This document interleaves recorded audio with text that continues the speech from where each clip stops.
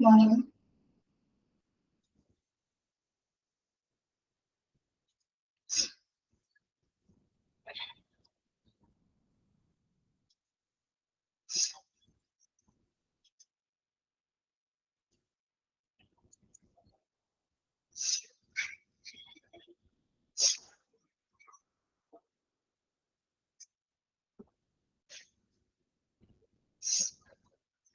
Morning.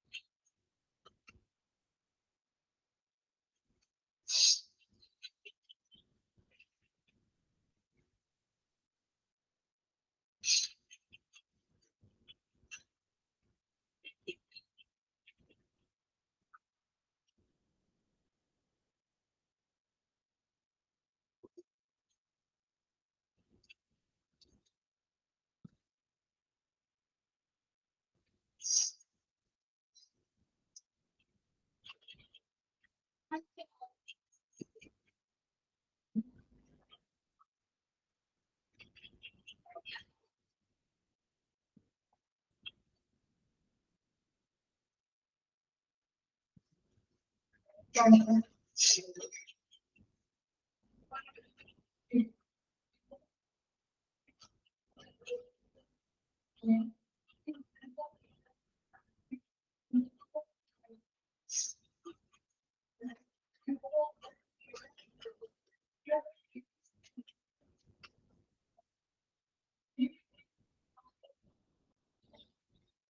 PDF കാണാമോ?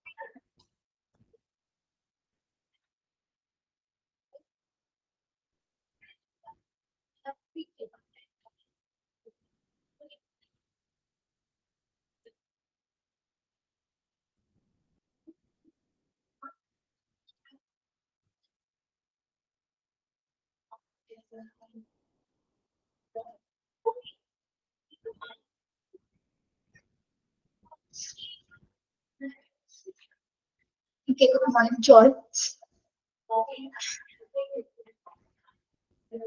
Disaster response code അല്ലേ എടുത്തുകൊണ്ടിരിക്കുന്നത്? ഇവിടെ വരെ പറഞ്ഞു കോഡ് ഓറഞ്ച് വരെ അല്ലേ? കോഡ് റെഡ് എന്തിനാണ്? കോഡ് റെഡ്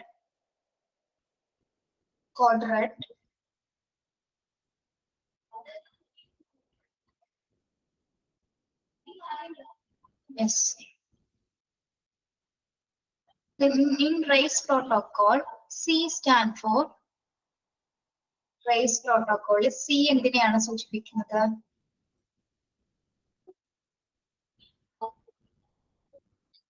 C എന്തിനെ സൂചിപ്പിക്കുന്നു? Confine. Okay. Then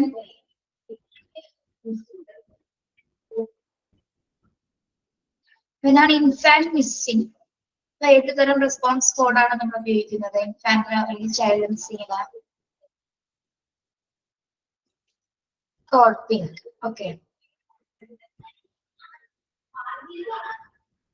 നെക്സ്റ്റ് ആണ് ഹസാർഡസ് മെറ്റീരിയൽസ്. ഹസാർഡസ് മെറ്റീരിയൽസ് ഫീൽഡ്സില് കോഡ് ഓറഞ്ച്. ഇതിൽ നമ്മള് ICN ഇന്നലെ പഠിച്ചിരുന്നു. ICN സ്റ്റാൻഡ് ഫോർ, ICN എന്താണ്?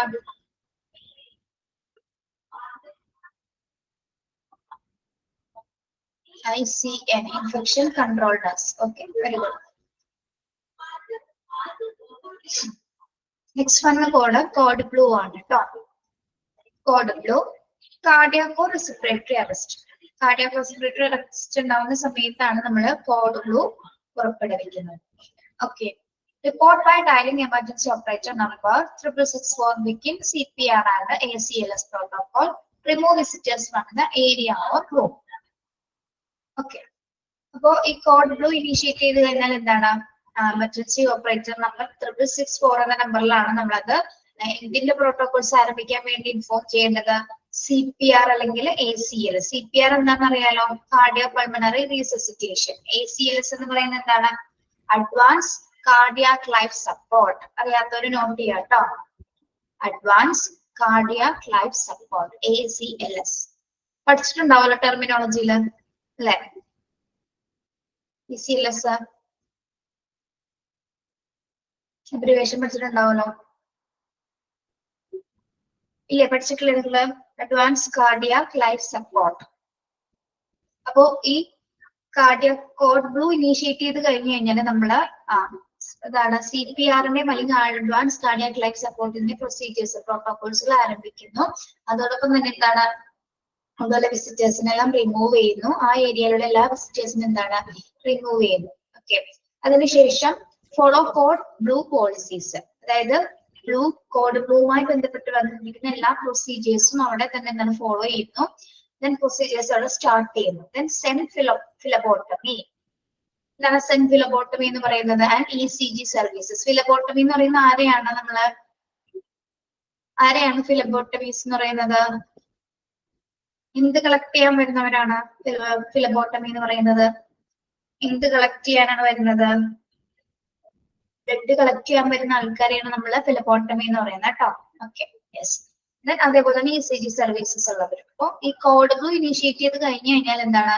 ആ ബ്ലൂ പോളിസിയുമായി ബന്ധപ്പെട്ട പ്രൊസീജിയേഴ്സ് ആരംഭിക്കുന്നു. അതുമായി ബന്ധപ്പെട്ട് എന്താണ്? ഫിലബോട്ടമി അല്ലെങ്കിൽ ECG സർവീസസിലുള്ള സ്റ്റാഫുകൾ അവിടെ എത്തിച്ചേരുന്നു. ഇതിനു വേണ്ടിയിട്ട് ബ്ലഡ് എടുക്കുന്നതിനും മറ്റ് ECG പർപ്പസ് ഒക്കെ നോക്കുന്നതിന് വേണ്ടിയിട്ട്. Then resume normal operations. Only designated team members will respond to the CPR area. ഇനി നോർമൽ ഓപ്പറേഷൻസ് അവിടെ സ്റ്റാർട്ട് ചെയ്യാണ്.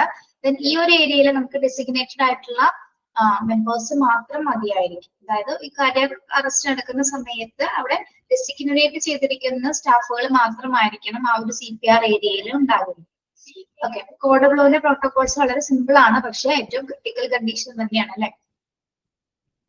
ഇത് ആരംഭിച്ചു കഴിഞ്ഞാൽ 6664 എന്ന നമ്പറിലാണ് നമ്മൾ എമർജൻസി ഓപ്പറേറ്ററിനെ കോൺടാക്ട് ചെയ്യുന്നതും ഈ ഒരു പ്രോട്ടോകോൾ CPR ACLS എന്ന പ്രോട്ടോകോൾ സ്റ്റാർട്ട് ചെയ്തതും മറ്റ് വിസിറ്റേഴ്സിനെ ആ ഏരിയയിൽ നിന്ന് റിമൂവ് ചെയ്യുന്നത്. അതിനുശേഷം കോഡ് ബ്ലൂ അനുസരിച്ചിട്ടുള്ള പ്രോട്ടോകോൾസ് പ്രൊസീജിയേഴ്സ് ആരംഭിക്കുന്നു.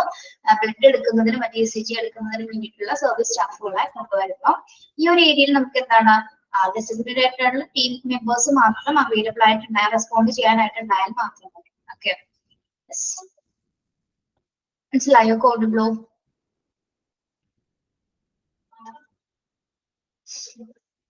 ഓക്കെ. ദെൻ കോഡ് യെല്ലോ എന്താ? കോഡ് യെല്ലോ മേജർ കേട്ടോ. Code yellow major. An external disaster has occurred. The hospital will be receiving patients in excess normal.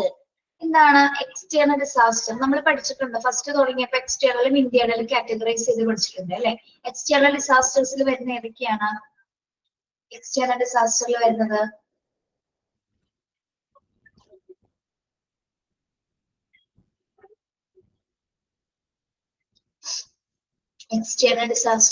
ഏതൊക്കെയാ? ആക്സിഡന്റ് എക്സ്റ്റേണൽ ഡിസാസ്റ്റർ ആണ്. Boat accident, car accidents ഒക്കെ.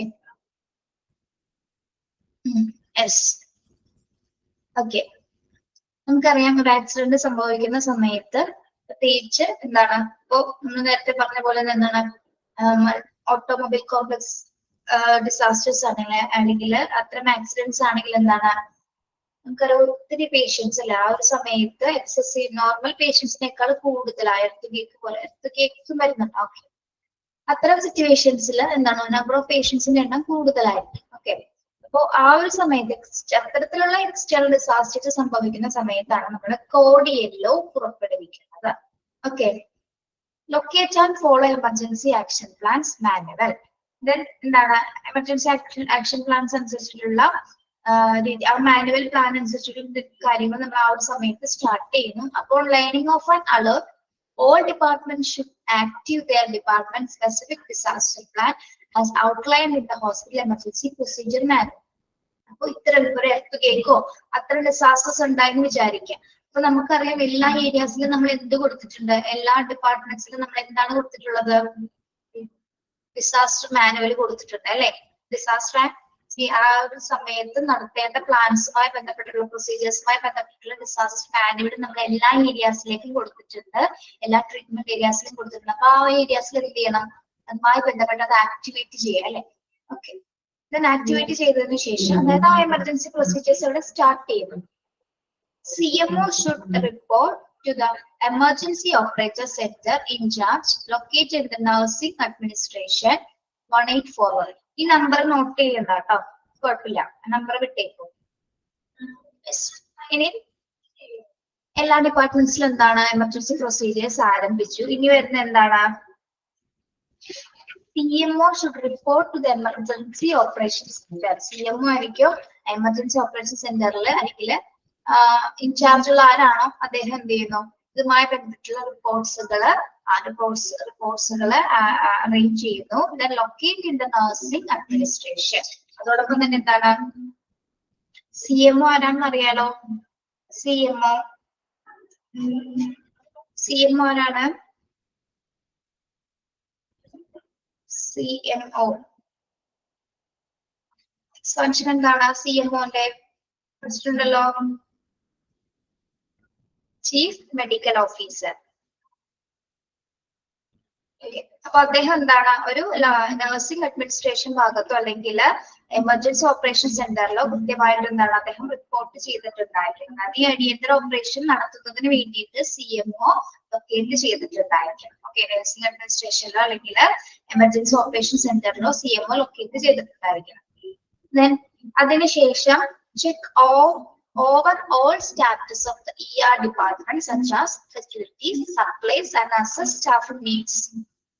ഇനി അദ്ദേഹം എന്ത് ചെയ്തിരിക്കണം, ER departments എന്താണെന്ന് അറിയാലോ, എമർജൻസി ഡിപ്പാർട്ട്മെന്റ്, എമർജൻസി റൂംസിലെ എല്ലാ ഫെസിലിറ്റീസും സപ്ലൈസും അല്ലെങ്കിൽ സ്റ്റാഫിങ്, അതായത് എമർജൻസി ഡിപ്പാർട്ട്മെന്റിൽ എല്ലാവരുടെ സൗകര്യങ്ങളും ഈ ഒരു സമയത്ത് റെഡി ആയിട്ടുണ്ടോ എന്ന് അല്ലെങ്കിൽ അവിടുത്തെ സ്റ്റാറ്റസ് എത്രത്തോളം ആണെന്നുള്ളത് അദ്ദേഹം ചെക്ക് ചെയ്തിരിക്കും. ഓക്കെ, അതായത് മതിയായ രീതിയിലുള്ള എല്ലാ സപ്ലൈസസ് ഉണ്ടോ, സ്റ്റാഫുകൾ ഉണ്ടോ, ഫെസിലിറ്റീസ് ഒക്കെ അവൈലബിൾ ആണോ, എത്രത്തോളം സ്റ്റാഫുകൾ ആവശ്യമാണ് എന്നുള്ള കാര്യങ്ങളെല്ലാം തന്നെ ആ ഒരു സമയത്തുള്ള സ്റ്റാറ്റസ് അദ്ദേഹം ചെക്ക് ചെയ്തിട്ടുണ്ടായിരിക്കണം. Okay, then notify department in charge coordinator. ഇനി ഇതിൽ ഏതെങ്കിലും സപ്ലൈസസിലോ എന്തെങ്കിലും സ്റ്റാഫിങ്ങിലോ കുറവുണ്ടെങ്കിൽ, ഇനി ഏതെങ്കിലും സപ്ലൈസസ് കുറവാണെങ്കിൽ എന്ത് ചെയ്തിരിക്കണം, നമ്മൾ എത്രയും പെട്ടെന്ന് തന്നെ ഡിപ്പാർട്ട്മെന്റ് ഇൻചാർജിനോ അല്ലെങ്കിൽ കോർഡിനേറ്ററിനെ നോട്ടിഫൈ ചെയ്യുക, അല്ലെങ്കിൽ അവരെ വിവരം അറിയിക്കുക. Then all departments should send extra staff to the ER bed.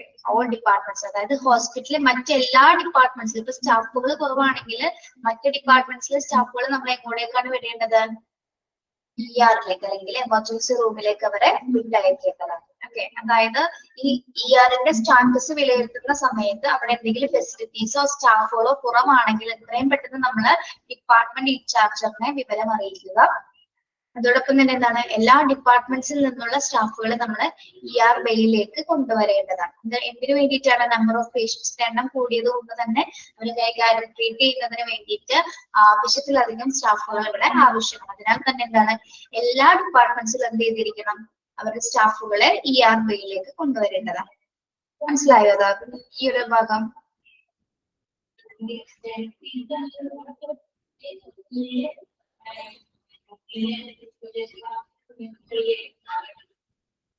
Okay. Yes.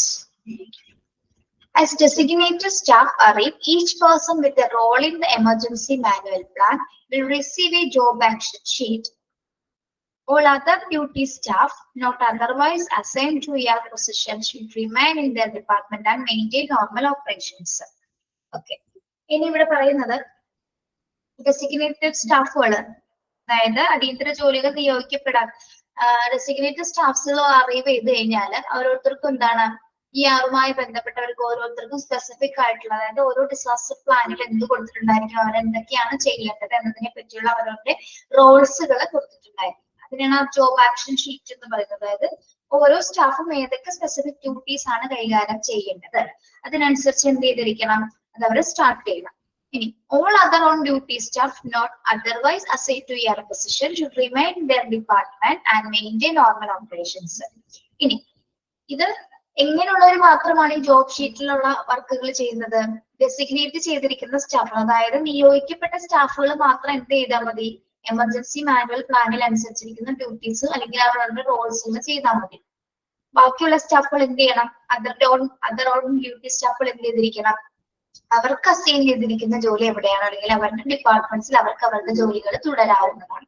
Emergency ഡിപ്പാർട്ട്മെന്റിൽ എന്താണ്, നമ്മള് നിയോഗിച്ച വ്യക്തികൾ മാത്രം അവരുടെ റോളുകൾ കൈകാര്യം ചെയ്താൽ മതി. ബാക്കിയുള്ളവർക്ക് എന്താണ്, അവരുടെ നോർമൽ ഓപ്പറേഷൻസ് ആയിട്ട് അവരവരുടെ ഡിപ്പാർട്ട്മെന്റ്സിലേക്ക് തുടരേണ്ടതാണ്. മനസ്സിലായോ പറഞ്ഞത്?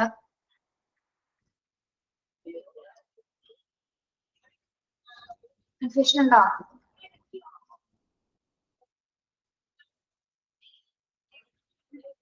ഒന്നുകൂടി പറയാം, നമ്മുടെ ER ഡിപ്പാർട്ട്മെന്റിൽ എന്താണ്, ഇത്തരം ഒരു കോഡ് മേജർ പുറപ്പെടുവിക്കുന്ന സമയത്ത് അതായത് നിയോഗിക്കപ്പെട്ടിട്ടുള്ള സ്റ്റാഫുകൾ ഉണ്ടാവും. ഇത്രയും പേര് ഇതിന് ചെയ്തിരിക്കണം എന്ന് പറഞ്ഞതാണ് നമ്മുടെ ER ഡിപ്പാർട്ട്മെന്റ്സിലേക്ക് മാത്രം മാറ്റി വെച്ച സ്റ്റാഫുകൾ ഉണ്ടായിരിക്കും.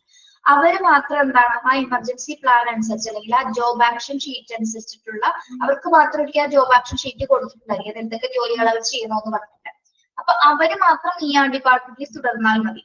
Okay, ബാക്കിയുള്ള സ്റ്റാഫുകളോ other on duty staff not otherwise assigned to ER position should remain in their department and maintain normal operations.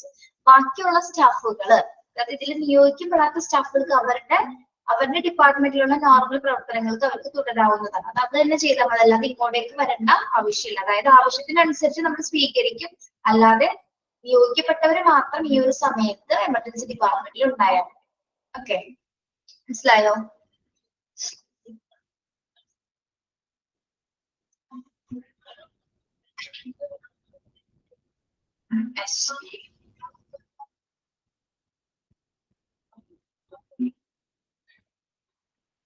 Clear ആണോ? ഇങ്ങനെ പറയാം കേട്ടോ. കോഡ് യെല്ലോ എന്തിനു വേണ്ടിയിട്ടാണ്, എക്സ്റ്റേണൽ ഡിസാസ്റ്റർ ഉണ്ടാകുന്ന സമയത്താണ് നമ്മൾ കോഡ് യെല്ലോ പുറപ്പെടുവിക്കുന്നത്. കോഡ് യെല്ലോ പ്രകാരം എന്താണ്, എമർജൻസി ആക്ഷൻ പ്ലാനുമായി ബന്ധപ്പെട്ട് എല്ലാ ഡിപ്പാർട്ട്മെന്റ്സിലും ഈ ഒരു പ്ലാൻ ആക്ടിവേറ്റ് ചെയ്യുന്നു. അതോടൊപ്പം തന്നെ എന്താണ്, ഹോസ്പിറ്റൽ എമർജൻസി പ്രൊസീജിയേഴ്സ് അവർ ആരംഭിക്കുന്നു. CMO should report emergency. CMO നിർബന്ധമായിട്ട് എന്താണ്, എമർജൻസി ഓപ്പറേഷൻ സെന്ററിൽ അല്ലെങ്കിൽ നഴ്സിംഗ് അഡ്മിനിസ്ട്രേഷൻ സെന്ററിൽ എത്രയും പെട്ടെന്ന് തന്നെ ലൊക്കേറ്റ് ചെയ്യേണ്ടതാണ്. അതിനുശേഷം എന്താണ്, എമർജൻസി റൂമിന്റെ ഇവാലുവേഷൻ, അവരുടെ സ്റ്റാറ്റസ് എങ്ങനെയാണ്, അവിടെ എല്ലാ തരത്തിലുള്ള സപ്ലൈസും ഫെസിലിറ്റീസും ഒക്കെ ഉണ്ടോ, സ്റ്റാഫുകളിന് ആവശ്യമായിട്ടുണ്ടോ എന്ന് കൃത്യമായിട്ടൊന്ന് ചെക്ക് ചെയ്യുക. എന്തെങ്കിലും കുറവുകൾ ഉണ്ടെങ്കിൽ എത്രയും പെട്ടെന്ന് നമ്മള് ഡിപ്പാർട്ട്മെന്റ് ഇൻചാർജിനെ അല്ലെങ്കിൽ കോർഡിനേറ്ററിനെ വിവരം അറിയിക്കുക. പിന്നെന്താണ്, ഇനി ആവശ്യാനുസരണം എന്തെങ്കിലും ആവശ്യം വന്നു കഴിഞ്ഞാൽ മറ്റ് ഡിപ്പാർട്ട്മെന്റിലെ സ്റ്റാഫുകളെ നമ്മൾ എമർജൻസി റൂമിലേക്ക് കൊണ്ടുവരേണ്ടതാണ്. ഓക്കെ, ഇനി ഓൾറെഡി ER ഡിപ്പാർട്ട്മെന്റ്സിൽ എന്താണ് ഡെസിഗ്നേറ്റഡ് ചെയ്തിട്ടുള്ള സ്റ്റാഫുകൾ ജീവനക്കാരുണ്ടായിരിക്കും. അവർക്ക് അവരുടേതായിട്ടുള്ള ജോബ് ആക്ഷൻ ഷീറ്റ് കൊടുത്തിട്ടുണ്ടായിരിക്കും. ആ ജോബ് ആക്ഷൻ ഷീറ്റ് അനുസരിച്ച് മാത്രം അവർക്ക് അവരുടെ റോളുകൾ കൈകാര്യം ചെയ്താൽ മതി. ബാക്കിയുള്ള സ്റ്റാഫുകൾ എന്താണ്, അവർക്ക് അവരവരുടെ ഡിപ്പാർട്ട്മെന്റ്സിൽ, അതായത് മറ്റ് ജീവനക്കാർക്ക് എന്താണ്, അവരവരുടെ ഡിപ്പാർട്ട്മെന്റ്സിലെ നോർമൽ ഓപ്പറേഷൻസ് തുടരാവുന്നതാണ്. ആവശ്യാനുസരണം മാത്രമേ നമുക്ക് ER ഡിപ്പാർട്ട്മെന്റ്സിലേക്ക് സ്റ്റാഫുകളെ കൊണ്ടുവരേണ്ടതുള്ളൂ. അല്ലാതെ എന്താണ്, അല്ലെങ്കിൽ അതിൽ നിയോഗിച്ച വ്യക്തികൾക്ക് മാത്രം അവിടുത്തെ ഡ്യൂട്ടീസ് അത് കൈകാര്യം ചെയ്താൽ മതി. ഓക്കെ, കോഡ് യെല്ലോ ക്ലിയർ അല്ലേ?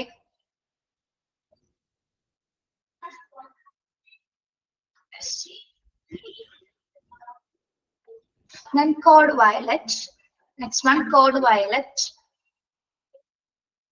Code violet നെ കുറിച്ച് കേട്ടിട്ടുണ്ടോ? എവിടെയെങ്കിലും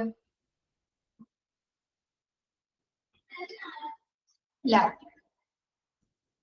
Code violet assistance is needed with an out of control patient's individuals. Code violet should not be activated where a gun or weapon may be involved. Okay. Code violet എന്ന് പറയുന്നത് എങ്ങനെയുള്ള പേഷ്യൻസിനെ നിയന്ത്രിക്കാൻ വേണ്ടിയിട്ടാണ്? Out of controlled patients. Out of controlled patient എന്ന് പറയുമ്പോൾ എന്താണ്? Controlled ആയിട്ടുള്ള പേഷ്യന്റ് ആണോ? അങ്ങനെയുള്ള പേഷ്യൻസ് ആയിരിക്കും. നമുക്ക് നിയന്ത്രിക്കാൻ പറ്റാത്ത വയലന്റ് ആയിട്ടുള്ള പേഷ്യൻസ് ആയിരിക്കും അല്ലെ? ഓക്കെ. അപ്പൊ അത്തരത്തിലുള്ള സിറ്റുവേഷൻ ഉണ്ടാകുന്ന സമയത്ത് നമ്മൾ പുറപ്പെടുവിക്കുന്ന കോഡാണ് കോഡ് വയലറ്റ് എന്ന് പറയുന്നത്. ഓക്കെ. പ്രത്യേകം ഇവിടെ ശ്രദ്ധിക്കേണ്ട ഒരു കാര്യം, a code violet should not be activated where a gun or weapon may be involved. നമ്മൾ ഇത് ഏത് സമയത്ത് മാത്രം പക്ഷെ ആക്ടിവേറ്റ് ചെയ്യാൻ പാടില്ല? അതായത് നിയന്ത്രണാതമായ വ്യക്തിയുടെ കയ്യിൽ എന്തെങ്കിലും ഗണ്ണോ മറ്റ് വെപ്പൺസോ അങ്ങനെ എന്തെങ്കിലും ഉണ്ടെങ്കിൽ നമ്മൾ ഒരിക്കലും ഈ ഒരു സമയത്ത് അനൗൺസ് ചെയ്യരുത്. കോഡ് വയലറ്റ് അനൗൺസ് ചെയ്യാനായിട്ട് പാടില്ല എന്നുള്ളതാണ് പറയുന്നത് കേട്ടോ. ഓക്കെ. യെസ്, മനസ്സിലായോ? കോഡ് വയലറ്റ് എന്തിനു വേണ്ടിയിട്ടാണ്? നിയന്ത്രിതമല്ലാത്ത രീതിയിലുള്ള പേഷ്യൻസിനെ കൈകാര്യം ചെയ്യുന്നതിന് വേണ്ടി. പ്രത്യേകിച്ച് ആളുടെ കയ്യിൽ മറ്റ് ഗണ്ണോ മറ്റ് വെപ്പൺസ് എന്തെങ്കിലും ഉണ്ടെങ്കിൽ ഈ ഒരു സമയത്ത് നമ്മളത് ആക്ടിവേറ്റ് ചെയ്യാനായിട്ട് പാടുള്ളതല്ല. അതിന്റെ സിറ്റുവേഷൻസ് നോക്കിയിട്ട് മാത്രമായിരിക്കും നമ്മളത് ആക്ടിവേറ്റ് ചെയ്യേണ്ടത്. ഓക്കെ. ഇനി ഇത്തരം സിറ്റുവേഷൻ ഉണ്ടായി കഴിഞ്ഞാൽ dial emergency number two initiate code violet and report the location. ഇങ്ങനെ ഒരു സിറ്റുവേഷൻ നമ്മൾ ഉണ്ടായി കഴിഞ്ഞാൽ എത്രയും പെട്ടെന്ന് എന്താണ്? എമർജൻസി നമ്പറിലേക്ക് വിളിച്ചു പറഞ്ഞതിന് ശേഷം എന്താണ്? കോഡ് വയലറ്റ് ഇനീഷ്യേറ്റ് ചെയ്യാനായിട്ട് ആരംഭിക്കും. അതായത് അദ്ദേഹത്തിന്റെ കയ്യിൽ ഇപ്പൊ കണ്ടിരിക്കുന്ന വ്യക്തിയുടെ കയ്യില് മറ്റു ആയുധങ്ങളൊന്നും ഇല്ലെങ്കിൽ നമുക്ക് നേരത്തെ എന്താണ് ഡയറക്റ്റ് ചെയ്ത് എമർജൻസി നമ്പറിലേക്ക് വിളിച്ച് പറയാവുന്നതാണ്. ഓക്കെ. ദെൻ പറയണം, എന്താണെങ്കിലും പറയണം. ഗണ്ണോ കയ്യിലുണ്ടെങ്കിൽ എന്താണ് നമ്മളത് ഇൻഫോം ചെയ്തിരിക്കണം അല്ലെ? വ്യക്തമായിട്ട് അത് ഇൻഫോം ചെയ്തിരിക്കണം. ഇന്നൊരാൾ ഈ ഒരു ഏരിയയിൽ ഇങ്ങനെ വീർക്കുട്ട അല്ലെങ്കിൽ ഇങ്ങനത്തെ ഒരു അക്രമം കാണിക്കുന്നുണ്ടെന്ന് കണ്ടാൽ എന്താണ് നമ്മൾ എമർജൻസി ഡിപ്പാർട്ട്മെന്റിൽ എത്രയും പെട്ടെന്ന് വിവരം അറിയിക്കുക. അദ്ദേഹത്തിന്റെ കയ്യില് എന്താണ് അപകടകരമായിട്ടുള്ള എന്തെങ്കിലും വസ്തുക്കൾ ഉണ്ടെന്നുള്ളത് നമ്മൾ റിപ്പോർട്ട് ചെയ്യേണ്ടതാണ്. ഏത് ലൊക്കേഷനിലാണ് ആൾ നിൽക്കുന്നത് എന്ന് കറക്റ്റ് എക്സാക്ട് ലൊക്കേഷൻ പറഞ്ഞു കൊടുക്കുക. എത്രയും പെട്ടെന്ന് തന്നെ എന്താണ് contact security nursing supervisor immediately. എത്രയും പെട്ടെന്ന് തന്നെ നമ്മൾ എന്ത് ചെയ്തിരിക്കണം?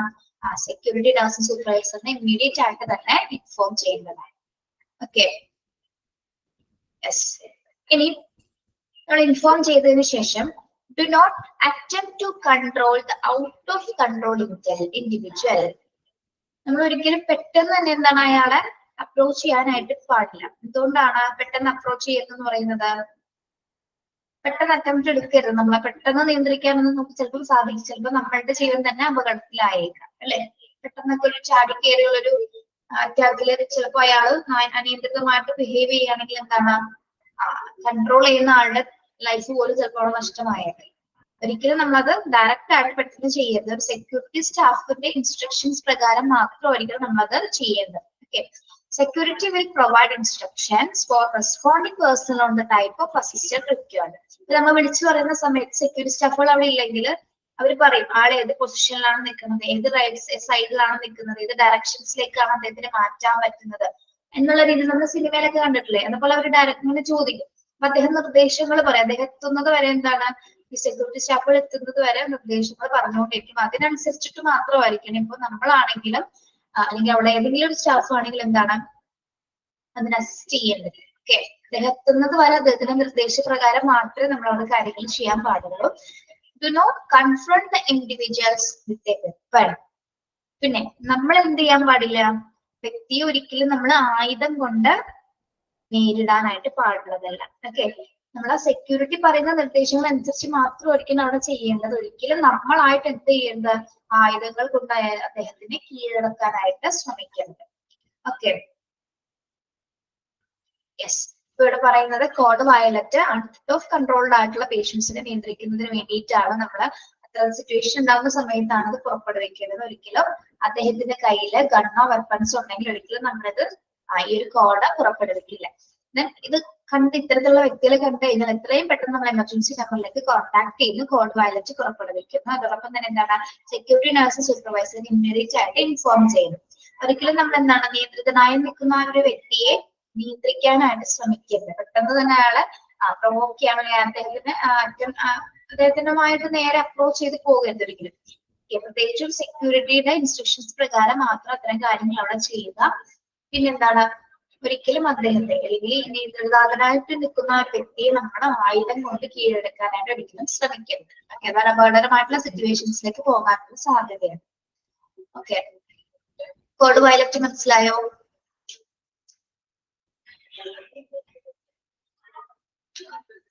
ഓക്കെ, ക്ലിയർ ആണോ? The last one, code brown. Code brown, an adult patient is missing, lost or abducted from the hospital. Code brown നമ്മൾ എപ്പോഴാണ് ഇനീഷ്യേറ്റ് ചെയ്യുന്നത്? ഒരു അഡൽട്ട് ആയിട്ടുള്ള പേഷ്യന്റ് മിസ്സിംഗ് ആവുന്ന സമയത്ത്, അല്ലെങ്കിൽ ആളെ തട്ടിക്കൊണ്ടുപോവുക, കാണാതാവുക. അബ്ഡക്റ്റഡ് മീൻസ് എന്താണ്? തട്ടിക്കൊണ്ടുപോവുക അല്ലെങ്കിൽ കാണാതെ പോകുന്ന സമയത്ത്, അത്തരം സാഹചര്യത്തിലാണ് നമ്മൾ കോഡ് ബ്രൗൺ പുറപ്പെടുവിക്കുന്നത്. എന്തെങ്കിലും ശബ്ദം വേറെ എന്തെങ്കിലും കേൾക്കുന്നുണ്ടോ പുറത്തുനിന്ന്?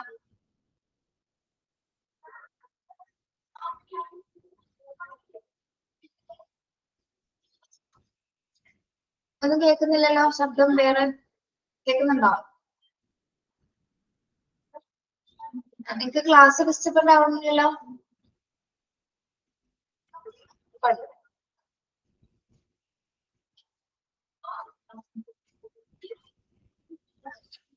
ഓക്കെ, ഞങ്ങൾക്ക് നാളെ കോൺവൊക്കേഷൻസ് ഉണ്ട്, ഡാൻസ് ഉണ്ട്. അപ്പൊ ചില 2-3 ടീച്ചേഴ്സിന് സ്റ്റെപ്പ് കാണിച്ചു കൊടുത്തിട്ടുള്ളവരൊക്കെ പഠിക്കുന്നുള്ളൂ. ഇത് സമയം കുറവാണ്. എല്ലാ ടീച്ചേഴ്സും പല ക്ലാസ്സിലായതുകൊണ്ട് എല്ലാവർക്കും ഒരുമിച്ച് ഇരുന്ന് പഠിക്കാൻ സമയം കിട്ടാറില്ല. ഒരു അരമണിക്കൂറേ ബ്രേക്ക് ഉള്ളൂ. ആ സമയത്താണ് ഞങ്ങൾ ഈ ഡാൻസ് ഒക്കെ പഠിക്കുന്നത്. നാളത്തേക്ക് ഇന്നൊരു പാട്ട് സെറ്റ് ചെയ്തിട്ടുള്ളത്, അത് പഠിച്ചുകൊണ്ടിരിക്കുകയാണ്. പഠിപ്പിച്ചു കൊടുത്തിട്ടുണ്ടായിരുന്നു, സ്റ്റെപ്പ് പഠിക്കുന്നതാണ് അവര്. സൗണ്ട് കുറയ്ക്കാൻ പറയാം, സൗണ്ട് കൂടുതലുണ്ടാവും.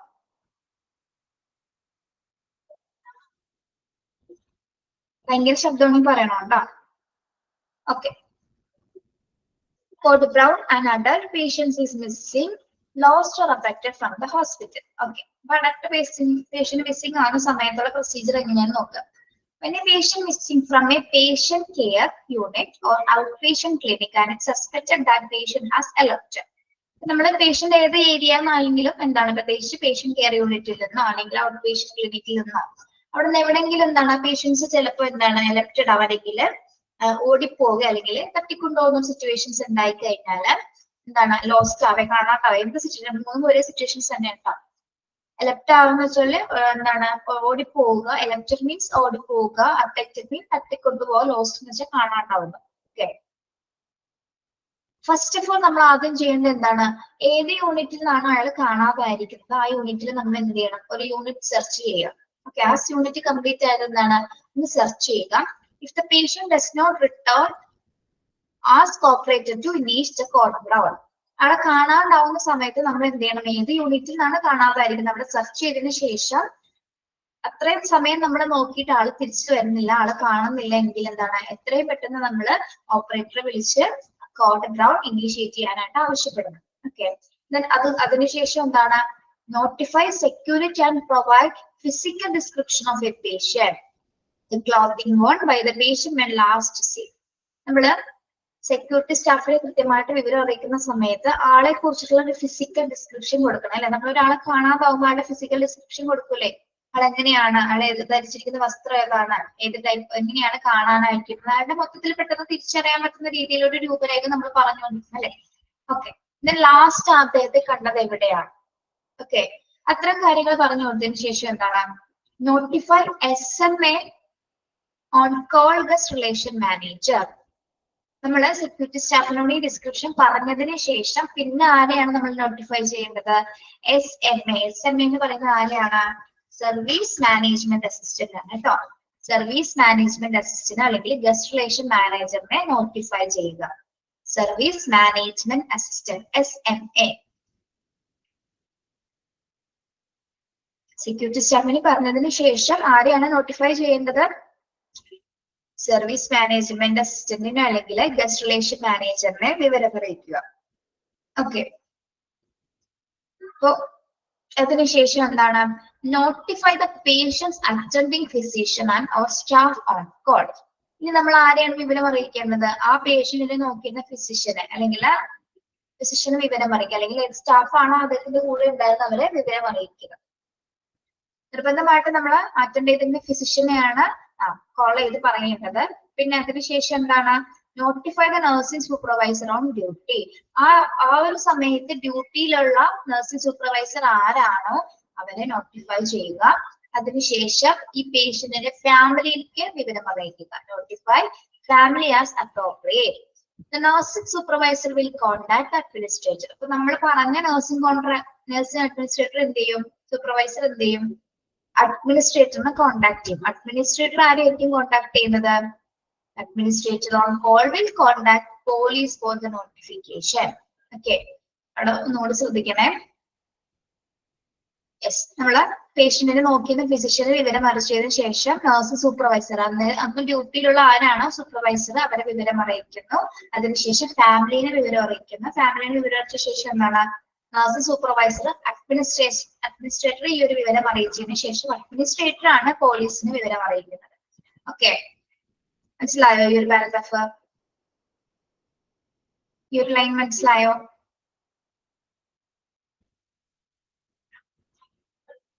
Okay.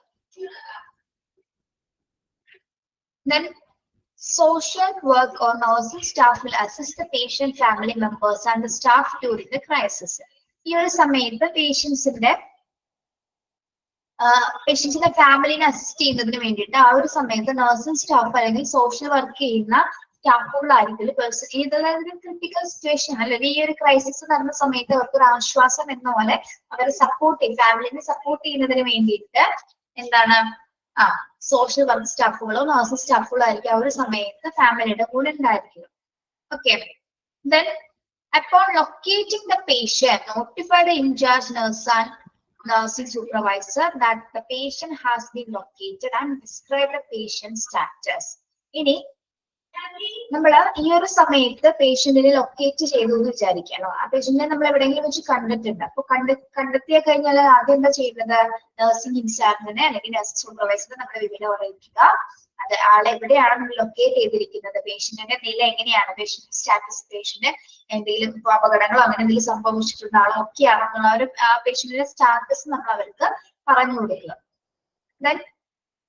ഈ ഒരു സമയത്ത് നമ്മൾ ആരെയാണ് വിളിച്ച് പറഞ്ഞത്, നഴ്സ് സൂപ്പർവൈസർ ആണ്. നഴ്സ് സൂപ്പർവൈസർ എന്ത് ചെയ്യും, അഡ്മിനിസ്ട്രേറ്ററിനെ വിളിച്ച് പറയും അല്ലെ. Nurse supervisor will notify the administrator on call regarding the return status of the patient. Nurse supervisor എന്ത് ചെയ്യുന്നു, അഡ്മിനിസ്ട്രേറ്ററിനെ വിളിച്ച് എന്ത് പറയുന്നു, പേഷ്യന്റ് തിരിച്ചു വന്നിട്ടുണ്ട്, ആളുടെ റിട്ടേൺ സ്റ്റാറ്റസ് എങ്ങനെയാണ്, കുഴപ്പമില്ല അല്ലെങ്കിൽ കോംപ്ലിക്കേറ്റഡ് ആയിട്ടുള്ള സിറ്റുവേഷൻ ആണെങ്കിൽ അത് എങ്ങനെയാണെന്നുള്ളത് അദ്ദേഹത്തിന് വിവരം അറിയിക്കുന്നു. ഇനി the in-charge nurse will contact the attending physician or on-call house staff that patient has returned to the unit. നമ്മൾ എന്ത് ചെയ്തിരിക്കണം, നെക്സ്റ്റ് അറിയിക്കേണ്ടത് ആരെയാണ്, ആ പേഷ്യന്റിനെ നോക്കിയിരിക്കുന്ന ഫിസിഷ്യനെ വിവരം അറിയിക്കുന്നത്, ആളുടെ റിട്ടേൺ സ്റ്റാറ്റസ് നമ്മൾ അറിയിക്കുന്നു, യൂണിറ്റിലേക്ക് ആൾ തിരിച്ചെത്തിയിട്ടുണ്ടെന്നുള്ള വിവരം ഫിസിഷ്യനെ അറിയിക്കുന്നു. Then assess and document the patient status. എന്ത് ചെയ്യുന്നു, ഫിസിഷ്യൻ വന്നതിന് ശേഷം കൃത്യമായിട്ട് പേഷ്യന്റിന്റെ മെന്റൽ സ്റ്റാറ്റസ് എങ്ങനെയാണ് എന്നുള്ളത് കൃത്യമായിട്ട് ഡോക്യുമെന്റ് ചെയ്യുന്നു അല്ലെങ്കിൽ അസസ് ചെയ്യുന്നു കേട്ടോ. കോഡ് ബ്രൗൺ എന്താണ്, അഡൽട്ട് പേഷ്യന്റ് മിസ്സിംഗ് ആവുന്ന സമയത്താണ് കോഡ് ബ്രൗൺ നമ്മൾ പുറപ്പെടുവിക്കുന്നത്. ഒരു പേഷ്യന്റ് മിസ് ആവുന്ന സമയത്ത് ഏത് യൂണിറ്റിൽ നിന്നാണോ പേഷ്യന്റ് മിസ് ആയിരിക്കുന്നത് ആ യൂണിറ്റിൽ നമ്മൾ ആദ്യം എന്ത് ചെയ്തിരിക്കണം, ഒരു സെർച്ച് നടത്തുക. സെർച്ച് നടത്തിയിട്ടും പേഷ്യന്റ് റിട്ടേൺ വരുന്നില്ലെങ്കിലാണ് നമ്മൾ ഇത് നോട്ടിഫൈ ചെയ്യേണ്ടത്. ആരെയാണ് ആദ്യം നമ്മൾ വിവരം അറിയിക്കേണ്ടത്,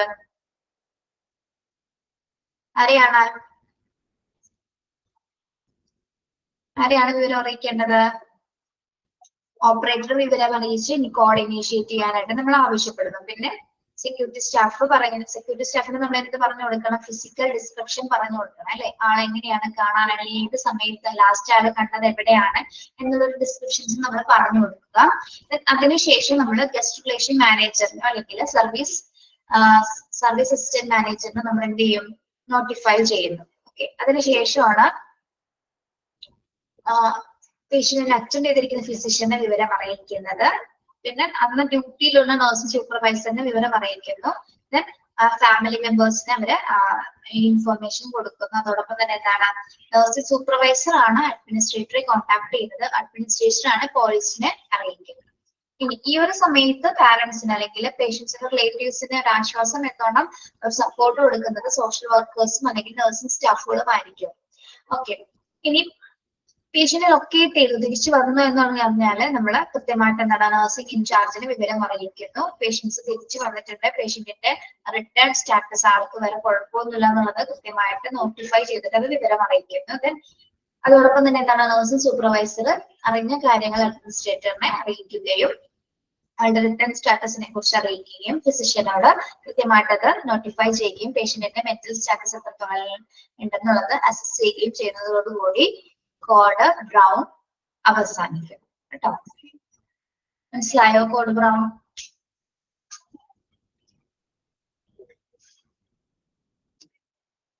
ക്ലിയർ ആണോ?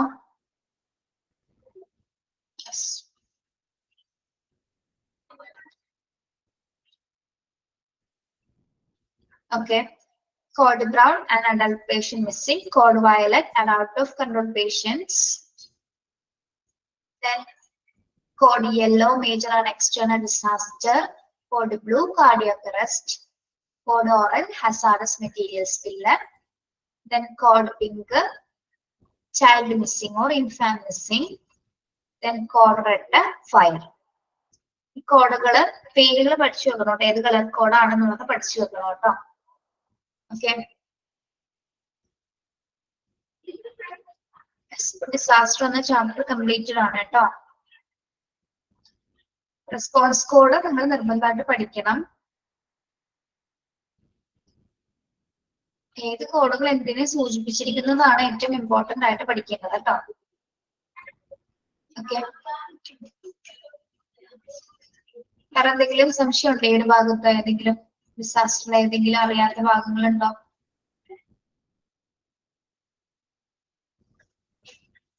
ഡിസാസ്റ്ററിന് എത്ര ഘട്ടങ്ങളുണ്ട്? ഡിസാസ്റ്റർ മാനേജ്മെന്റിന് എത്ര ഘട്ടങ്ങളുണ്ട്? എത്ര ഫേസസ് ഉണ്ട്? എത്ര ഫേസ് ഉണ്ട്? അടിപൊളി. 3 ഫേസസ്. ഏതൊക്കെയാണ്?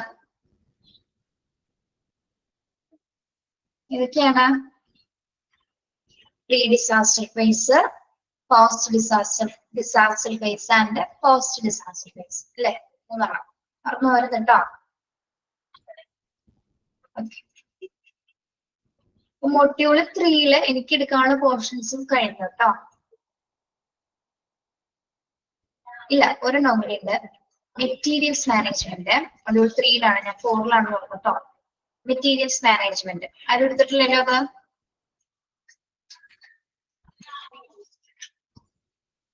നമ്മള് ഇതുവരെ പഠിച്ച ചാപ്റ്റേഴ്സുകളെ പോലെയല്ല, കുറച്ച് പാടാണ് കേട്ടോ. ഇതിൽ ബുദ്ധിമുട്ടില്ല എന്നല്ല പറഞ്ഞത്, എന്നാലും നമുക്ക് കാര്യങ്ങൾ മനസ്സിലാവുമായിരുന്നു. പക്ഷെ ഇത് കുറച്ച് ബുദ്ധിമുട്ടാണ്. അപ്പൊ മനസ്സിലാക്കി എടുക്കാനായിട്ടൊരു ചില ഭാഗങ്ങളിൽ ഇച്ചിരി ബുദ്ധിമുട്ടുണ്ട്. നമ്മള് ഹോസ്പിറ്റലിലെ മറ്റു ഡിപ്പാർട്ട്മെന്റ്സിൽ പഠിക്കുന്നത് പോലെ തന്നെ മെറ്റീരിയൽസ് കൈകാര്യം ചെയ്യുന്ന മാനേജ്മെന്റ് അത് എന്താണ്, ഹോസ്പിറ്റലിൽ ഇത്രയും വലിയൊരു വിഭാഗം ഉണ്ട്, അതിനെ കുറിച്ചിട്ടുള്ള പ്രൊസീജിയേഴ്സും റെഗുലേഷൻസും റൂൾസും അതിന്റെ സ്റ്റെപ്സും ടൈപ്സ് ഒക്കെയാണ് നമ്മൾ ഈ ചാപ്റ്ററിൽ പഠിക്കാൻ പോകുന്നത്. അത്യാവശ്യം വലിയ ചാപ്റ്റർ ആണ് കേട്ടോ. അത്യാവശ്യം വലിയ ചാപ്റ്റർ ആണ്, കുറച്ച് സമയം എടുത്ത് തീരുന്നതാണ്. എടുത്തോ നിങ്ങളെ ടെക്സ്റ്റ് എടുത്തോ?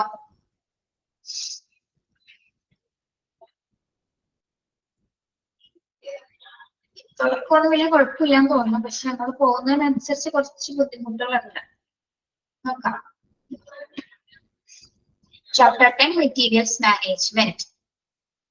As far as any enterprises is concerned, materials are the major cost factor. About 40% of the budgetary allocation is on procurement and management of stocks in healthcare institutions. Materials can be termed as equipment, apparatus, and supplies acquired, stocked and utilized by an organization. Materials management may also be interchangeably defined as stores management. Yes, എന്താണ് materials management എന്നാണ് നമ്മൾ പഠിക്കാൻ പോകുന്നത് അല്ലെ? ഒരു ഹോസ്പിറ്റലിനെ സംബന്ധിച്ചിടത്തോളം അല്ലെങ്കിൽ ഏതൊരു ഓർഗനൈസേഷൻ എടുത്തു നോക്കിയാലും എന്താണ് അവിടെ എന്ത് ആവശ്യമാണ്? മെറ്റീരിയൽസ് ആവശ്യമാണ് അല്ലെ, ഉപയോഗിക്കാനുള്ള വസ്തുക്കൾ നമുക്ക് ആവശ്യമാണ് അല്ലെ. യെസ്, അപ്പൊ ഒരു ഹോസ്പിറ്റലിലെ ഏറ്റവും മേജർ ഫാക്ടർ, ഏറ്റവും ചിലവുള്ള ഒരു ഘടകം കൂടിയാണ് കോസ്റ്റ് ഫാക്ടർ എന്ന് പറഞ്ഞാൽ ചിലവ് അല്ലെ.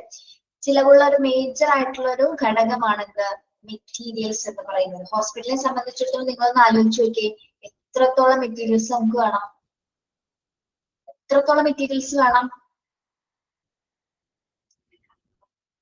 ഒട്ടനവധി അല്ലെ. ഒരു ഹോസ്പിറ്റൽ സെറ്റിംഗ്സ് എടുത്തു നോക്കിയാൽ തന്നെ ഇപ്പൊ എൻട്രൻസ് മുതൽ എൻഡിങ് പോയിന്റ് വരെ, ഇപ്പൊ ഒരു പാർക്കിംഗ് സൗകര്യങ്ങളിൽ വരെ എന്താണ്, പല രീതിയിലുള്ള മെറ്റീരിയൽസ് ഹോസ്പിറ്റൽ ആവശ്യമല്ലേ അല്ലേ. അതെ, yes. About 40% of the budgetary allocation is procurement and management of stores in healthcare institutions. അപ്പൊ ഹോസ്പിറ്റൽ ഏകദേശം നമ്മള് ബഡ്ജറ്റിന്റെ 40% സ്റ്റോർ ചെയ്യുന്നത് എന്തിനു വേണ്ടിയിട്ടാണ്, മെറ്റീരിയൽസ് മാനേജ്മെന്റിന് വേണ്ടിയിട്ടാണ് നമ്മൾ നീക്കി വെച്ചിരിക്കുന്നത് കേട്ടോ. 40% എന്താണ് ബഡ്ജറ്റ് അലോക്കേറ്റ് ചെയ്തിരിക്കുന്നത് എന്തിനു വേണ്ടിയിട്ടാണ്, ഈ മെറ്റീരിയൽസ് മാനേജ്മെന്റിന് വേണ്ടിയിട്ടാണ് ഹെൽത്ത് കെയർ ഇൻസ്റ്റിറ്റ്യൂഷൻസ് 40% അവരുടെ ബഡ്ജറ്റുകൾ അലോക്കേറ്റ് ചെയ്തിരിക്കുന്നത്. Okay, materials can be termed as, എന്താണ് മെറ്റീരിയൽസ് എന്ന് പറയുന്നത്, എന്തിനൊക്കെയാണ് നമ്മൾ മെറ്റീരിയൽസ് എന്ന രീതിയിൽ അർത്ഥമാക്കുന്നത്.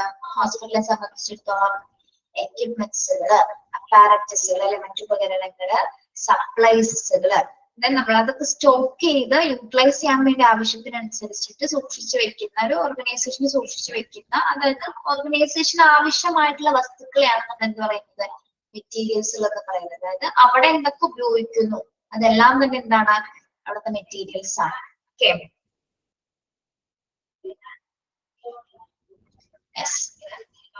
അപ്പോ ഈ എക്യുപ്മെന്റ്സും അപ്പാരറ്റസും ഒക്കെ നമ്മൾ എന്ത് ചെയ്യുന്നു, ആവശ്യാനുസരണം ഉപയോഗിക്കാൻ വേണ്ടി കൃത്യമായിട്ട് എന്ത് ചെയ്യുന്നു, കൃത്യമായിട്ട് അത് സ്റ്റോർ ചെയ്ത് വെക്കുന്നു. അതിനനുസരിച്ച് ആവശ്യത്തിനനുസരിച്ച് സപ്ലൈ ചെയ്യുന്നു. തീരുന്നതിനനുസരിച്ച് എന്താണ്, കൃത്യമായിട്ട് രീതിയിൽ നമ്മൾ സ്റ്റോക്ക് ചെയ്താൽ മാത്രമേ പിന്നെ തീരുന്നതിനനുസരിച്ച് ഉപയോഗിക്കാനായിട്ട് നമുക്ക് സാധിക്കൂ.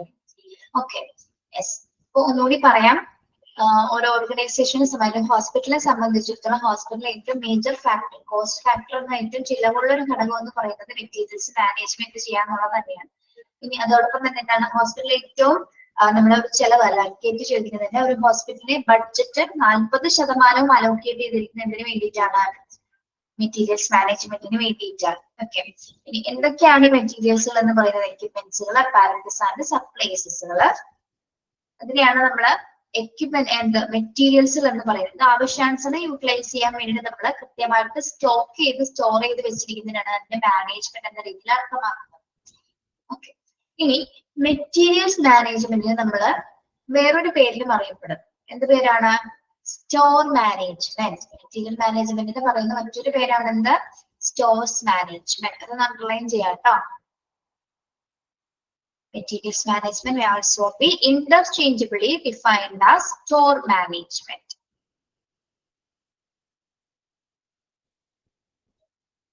Okay. ടീച്ചർ പറഞ്ഞ അത്രയും ഭാഗം ഒന്ന് വായിച്ചു നോക്കിയേ, എന്തെങ്കിലും സംശയമുണ്ട് ചോദിക്കും, പറഞ്ഞ കാര്യങ്ങൾ.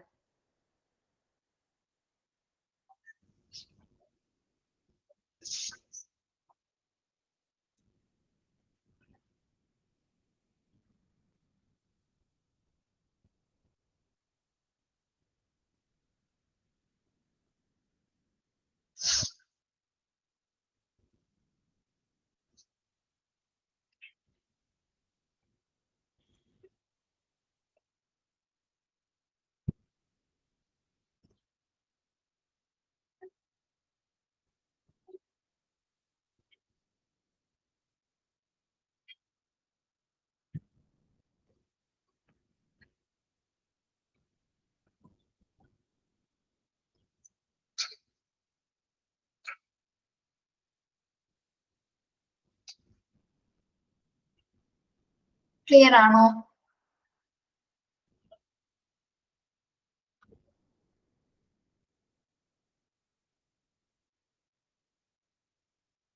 Okay.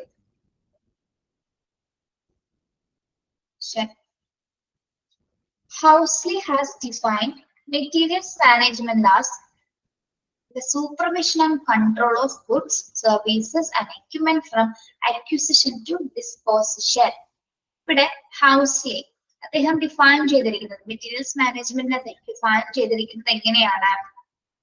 എന്താണ് മെറ്റീരിയൽസ് മാനേജ്മെന്റ് എന്നാണ് അദ്ദേഹം പറയുന്നത്?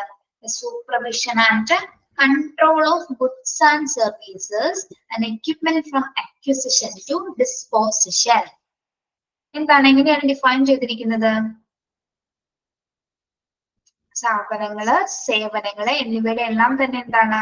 ഏറ്റെടുക്കൽ, അല്ലെങ്കിൽ അക്വിസിഷൻ എന്ന് പറഞ്ഞാൽ എന്താണ്? ഏറ്റെടുക്കുക. അല്ലെങ്കിൽ ഡിസ്പോസിഷൻ എന്ന് പറഞ്ഞാൽ എന്താണ്? ഡിസ്പോസ് ചെയ്യാന്ന് പറയുന്നത് ഡിസ്പോസിഷൻ. ഡിസ്പോസിഷൻ എന്താണ്? അക്വിസിഷൻ മീൻസ് കൈവശപ്പെടുത്തുക അല്ലെങ്കിൽ ഏറ്റെടുക്കുക. ഡിസ്പോസ് ചെയ്യുന്നതെന്ന് പറഞ്ഞാൽ എന്താണ്? ക്രമീകരിക്കുക കേട്ടോ.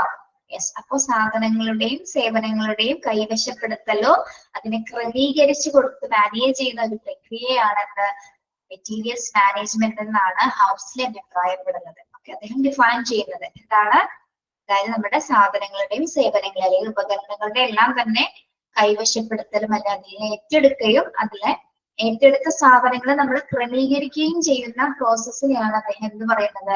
മെറ്റീരിയൽസ് മാനേജ്മെന്റ് എന്നാണ് അദ്ദേഹം ഡിഫൈൻ ചെയ്യുന്നത്.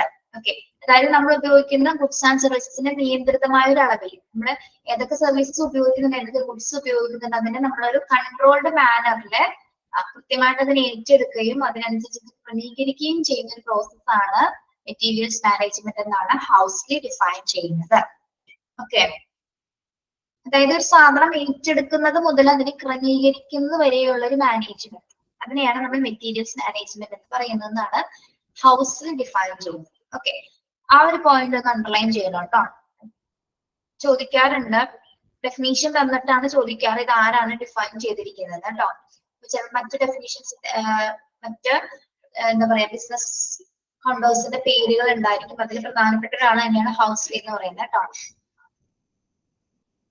ഓക്കെ, അതൊന്ന് ടിക്ക് ചെയ്തിട്ടുണ്ടേ. മനസ്സിലായോ? ആ ഒരു ഡെഫിനിഷൻ മനസ്സിലായോ നിങ്ങൾക്ക്?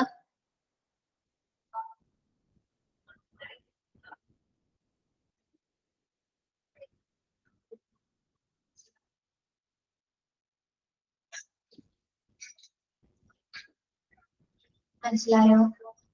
ഇല്ലെങ്കിൽ പറയണോ കേട്ടോ. ഇത് പെട്ടെന്ന് ഇതൊന്നും കുഴപ്പമുണ്ടാവില്ല, ഇനി അങ്ങോട്ട് പോകുമ്പോൾ കുറച്ച് ബുദ്ധിമുട്ടാണ്. Yes, the managing of materials to give the right quality of material at the right time, at the right place, at lowest cost of materials management. Materials are a vital resource of value and utility in the hospital. It is a supportive department in the functioning of the hospital. Okay. നമ്മൾ മെറ്റീരിയൽസുകൾ manage ചെയ്യാന്ന് പറയുന്നത് തന്നെ എന്താണ്? കൃത്യമായിട്ടുള്ള ക്വാണ്ടിറ്റിയില്, കൃത്യമായിട്ടുള്ള ക്വാളിറ്റിയില്, കൃത്യമായിട്ടുള്ള സമയത്ത്, കൃത്യമായിട്ടുള്ള പ്ലേസില്, കൃത്യമായിട്ടുള്ള പ്രൈസില് അതിനെ നമുക്ക് മാനേജ് ചെയ്യാൻ പറ്റണം അല്ലെ? അതിനെയാണ് മെറ്റീരിയൽസ് മാനേജ്മെന്റ് എന്ന രീതിയിൽ നമ്മൾ അർത്ഥമാക്കേണ്ടത്. ഓക്കെ, അതായത് റൈറ്റ് ക്വാളിറ്റിയിലുള്ള പ്രൊഡക്റ്റുകള്, റൈറ്റ് മെറ്റീരിയൽസുകള്, റൈറ്റ് ടൈമില്, റൈറ്റ് പ്ലേസില്, റൈറ്റ് കോസ്റ്റില് നമുക്ക് മാനേജ് ചെയ്യാൻ പറ്റുന്നതിനെയാണ് എന്ത്? മെറ്റീരിയൽസ് മാനേജ്മെന്റ് എന്ന രീതിയിൽ നമ്മൾ അർത്ഥമാക്കുന്നത്. ഓക്കെ, മനസ്സിലായോ?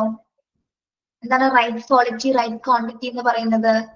ക്വാളിറ്റിയുള്ള ഉൽപ്പന്നങ്ങള് അല്ലെ, ക്വാളിറ്റിയുള്ള ഗുണകരമായിട്ടുള്ള ഉൽപ്പന്നങ്ങള് കറക്റ്റ് ക്വാളിറ്റി. നമ്മൾ 10 ഓർഡർ ചെയ്തിരിക്കുന്നത് 10ഉം കറക്റ്റ് നല്ല ക്വാളിറ്റിയുള്ള മെറ്റീരിയൽസ് ആയിരിക്കണം. ഏത് സമയത്താണ്? രാവിലെ 10 മണിക്കാണ് ഓർഡർ ചെയ്തിരിക്കുന്നത്, രാവിലെ 10 മണിക്ക് തന്നെ സാധനം ലഭിച്ചിരിക്കണം. നമ്മൾ പറഞ്ഞ അതേ പ്രൈസിൽ തന്നെ അല്ലെ?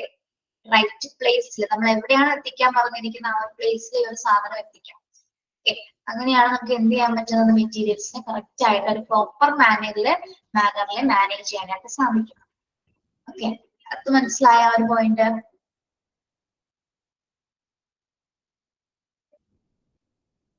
യെസ്,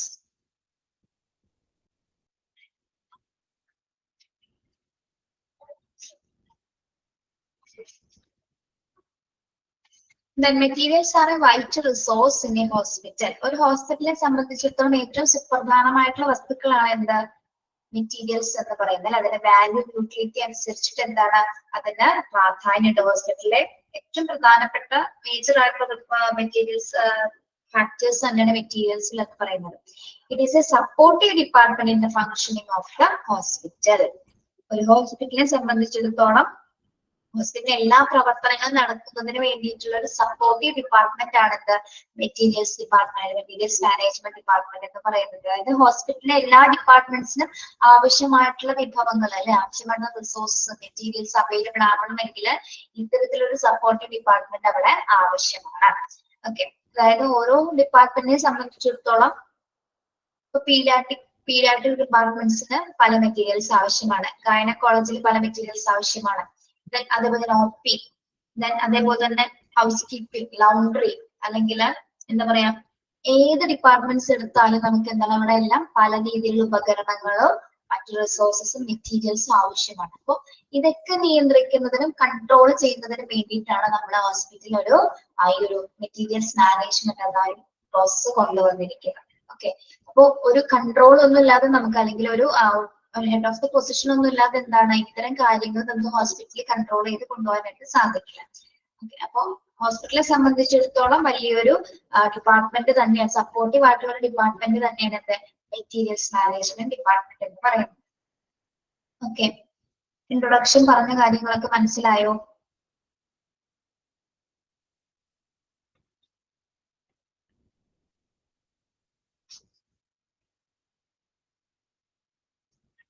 ഇനി നമ്മൾ പറയുന്നത് ഇതിന്റെ എയിം എന്താണ്, മെറ്റീരിയൽസ് മാനേജ്മെന്റിന്റെ എയിം എന്തായിരിക്കും? മെറ്റീരിയൽസ് മാനേജ് ചെയ്യുക എന്നുള്ളത് തന്നെയാണ് എയിം അല്ലെ. ഓരോ ഡിപ്പാർട്ട്മെന്റിന് ആവശ്യാനുസരണം എന്തൊക്കെ പ്രൊവൈഡ് ചെയ്യണം, ഏതൊക്കെ രീതിയിൽ കറക്റ്റ് ക്വാണ്ടിറ്റിയില് കറക്റ്റ് പ്ലേസില് കറക്റ്റ് ടൈമില് നമുക്ക് എന്താണ് സ്റ്റോർ ചെയ്ത് വെക്കാനും മാനേജ് ചെയ്യാനും പറ്റണം. ഓക്കെ, അത് തന്നെയാണ് ഒരു പ്രധാന എയിം എന്ന് പറയുന്നത്. ഒന്നുകൂടി നോക്കാം. Objective of material management in a hospital is to make sure that there is ample stock of required items for continuous supply, to keep away from surplus, have appropriate storage, easy retrievability, distribution at the point of usage whenever needed, effective utilization of resources available. അപ്പം പ്രധാന aim എന്ന് പറഞ്ഞാൽ എന്താണ്?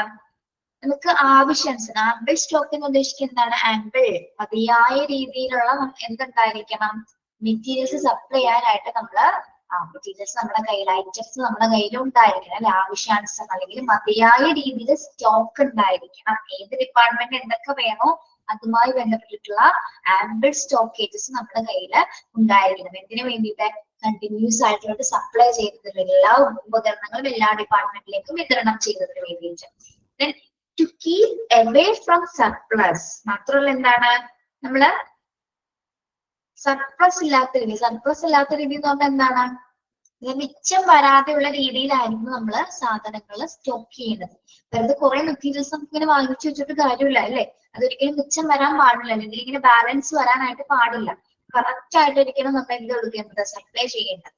Okay, അല്ലാതെ ഇങ്ങനെ മിച്ചം വന്നിരിക്കുന്ന materials ചിലപ്പോൾ എന്താണ് ഉപയോഗശൂന്യമായിട്ട് പല രീതിയിലുള്ള ഡിഫിക്കൽട്ടീസ് ഒക്കെ വരാനുള്ള സാധ്യത. അതിനാൽ തന്നെ നമ്മൾ എന്താണ് മെറ്റീരിയൽസ് എടുക്കുന്ന സമയത്ത് മിച്ചം വരാതുള്ള രീതിയിലുമായിരിക്കണം നമ്മളത് പർച്ചേസ് ചെയ്യുന്നത്. Okay, then have appropriate storage. പിന്നെന്താണ്, ഇതൊക്കെ കൂടുതൽ ആവശ്യമായിട്ട് വരുന്ന മെറ്റീരിയൽസ് ഉണ്ടാവും, അതിനൊക്കെ എന്താണ് ആവശ്യത്തിലധികമുള്ള സ്റ്റോറേജസുകൾ ഉണ്ടായിരിക്കണം. Easy irretrievability, distribution, the point usage whenever needed. എന്താണ് irretrievability എന്ന് പറയുന്നത്? irretrievability തിരിച്ചെടുക്കാൻ കഴിയാത്ത വിധത്തില്, എന്താണത് തിരിച്ചെടുക്കാൻ കഴിയാത്ത വിധത്തിൽ എന്ന് ഉദ്ദേശിക്കുന്നത്? തിരിച്ചെടുക്കാൻ കഴിയാത്ത വിധത്തിൽ ഇത് തയ്യാറായിരിക്കണം എന്ന് ഉദ്ദേശിക്കുന്നത് എന്താണ് അങ്ങനെ പറയുന്നത്? ഈസി ആയിട്ട് തിരിച്ചെടുക്കാൻ നമുക്ക് പറ്റണം. അതായത് സ്റ്റോർ ചെയ്തിരിക്കുന്ന സാധനങ്ങൾ നമുക്ക് ഈസി ആയിട്ട്, അതായത് ഇപ്പൊ ഓരോ ഡിപ്പാർട്ട്മെന്റിന് വേണ്ടിയുള്ള സാധനങ്ങൾ നമുക്ക് സെറ്റ് ചെയ്തിട്ടുണ്ടായിരിക്കും. അപ്പൊ നമുക്ക് എന്താണ് ഏതൊക്കെ സാധനങ്ങൾ എവിടെയാണെന്നൊക്കെ നമുക്ക് തപ്പി നടക്കാൻ പറ്റുമോ? അതിനു വേണ്ടി നമ്മൾ കൃത്യമായിട്ട് അതിനെ അറേഞ്ച് ചെയ്തിട്ടുണ്ടായിരിക്കണം. അത് തന്നെയാണ് ഇവിടെ സൂചിപ്പിക്കുന്നത്. എന്താണ് ഏത് മെറ്റീരിയൽസ് ആണെങ്കിലും നമുക്ക് അതിനെ പെട്ടെന്ന് തന്നെ ഐഡന്റിഫൈ ചെയ്തത് തിരിച്ചെടുക്കാൻ കഴിയുന്ന വിധത്തിലായിരിക്കണം അതിനെ തയ്യാറാക്കിയിരിക്കേണ്ടത്. ഓക്കെ, അതായത് ആവശ്യാനുസരണം ഏതൊക്കെ വേണം അതിനനുസരിച്ച് നമ്മൾക്ക് നോക്കിക്കഴിഞ്ഞാൽ ഏതൊക്കെ എടുക്കണം എന്നുള്ളത് കൃത്യമായിട്ട് ഐഡന്റിഫൈ ചെയ്യുന്ന രീതിയിലായിരിക്കും നമുക്ക് ഓരോ മെറ്റീരിയൽസും നമ്മൾ തയ്യാറാക്കേണ്ടത്. Okay, then effective and efficient utilization of resources available. മാത്രമല്ല എന്താണ് എഫക്റ്റീവ് ആയിട്ടും അല്ലെങ്കിൽ എഫിഷ്യന്റ് ആയിട്ടുള്ള വസ്തുക്കൾ അല്ലെങ്കിൽ റിസോഴ്സസുകൾ നമുക്ക് ഉപയോഗിക്കാനായിട്ട് സാധിക്കുകയും വേണം. അത് തന്നെയാണ് എന്ത് മെറ്റീരിയൽസ് മാനേജ്മെന്റ് മെയിൻ ഒബ്ജക്റ്റീവ്സുകൾ എന്ന് പറയുന്നത്. ഓക്കെ, ഒന്ന് എന്താണ് പറഞ്ഞത്, ആവശ്യത്തിലധികം സ്റ്റോക്കുകൾ ഉണ്ടായിരിക്കണം, നമുക്ക് കണ്ടിന്യൂസ് ആയിട്ടുള്ള സപ്ലൈ ചെയ്യാനുള്ള ആവശ്യത്തിലുള്ള സ്റ്റോക്കുകൾ ഉണ്ടായിരിക്കണം. പിന്നെ എന്താണ്, ബാലൻസ് വരാത്ത രീതിയിലായിരിക്കണം ഓരോ മെറ്റീരിയൽസ് നമ്മൾ കൊണ്ടുവരേണ്ടത്. അതോടൊപ്പം തന്നെ എന്താണ്, കൃത്യമായിട്ടുള്ള രീതിയിൽ അതിനെ സ്റ്റോർ ചെയ്ത് വെക്കാൻ പറ്റണം. നമുക്ക് ഈസി ആയിട്ട് അതിനെ തിരഞ്ഞെടുത്ത് ഈസി ആയിട്ട് തിരിച്ചെടുക്കാനുള്ള കഴിയുന്ന രീതിയിലായിരിക്കും അത് തയ്യാറാക്കേണ്ടത്. അതോടൊപ്പം തന്നെ എന്താണ്, കൊണ്ടുവന്നിരിക്കുന്ന എല്ലാ റിസോഴ്സും നമുക്ക് ഫലപ്രദമായും കാര്യക്ഷമമായിട്ടും ഉപയോഗിക്കാൻ പറ്റുന്ന രീതിയിലായിരിക്കണം മെറ്റീരിയൽസ് മാനേജ്മെന്റ് ഡിപ്പാർട്ട്മെന്റ് അതെല്ലാം തന്നെ നിയന്ത്രിച്ചിരിക്കേണ്ടത്. അത് തന്നെയാണ് ഒരു മെയിൻ ആയിട്ടുള്ള എയിംസ് എന്ന് പറയുന്നത്. ഓക്കെ, മനസ്സിലായോ പറഞ്ഞത്?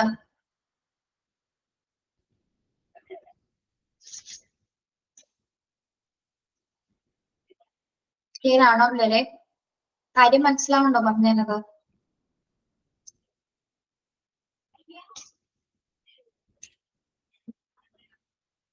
ഒന്ന് റെസ്പോണ്ട് ചെയ്യണോട്ടോ ചോദിക്കുമ്പോ. ഓക്കെ,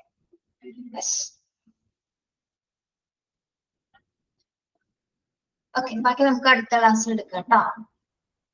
ഓക്കെ, ഇൻട്രൊഡക്ഷൻ എയിംസ് വരെ പറഞ്ഞിട്ടുള്ളൂ, മേജർ ഒബ്ജക്റ്റീവ്സ് അടുത്ത ക്ലാസ്സിൽ എടുക്കാം. പേടിക്കൊന്നും വേണ്ട, പതിയെ എടുത്ത് പോവുള്ളൂ. പതിയെ എടുക്കാൻ പറ്റുന്ന ഒരു ചാപ്റ്റർ ആണ്. പെട്ടെന്ന് ഒരു 1, 3, 4 പേജൊന്നും പെട്ടെന്ന് കവർ ചെയ്യാൻ പറ്റില്ല കേട്ടോ. 1.5 പേജോ 2 പേജൊക്കെ അല്ലെങ്കിൽ 3 പേജ് മാക്സിമം എത്തിക്കാന്നുള്ള രീതിയിൽ പോകാൻ പറ്റും. Okay, thank you, have A nice day.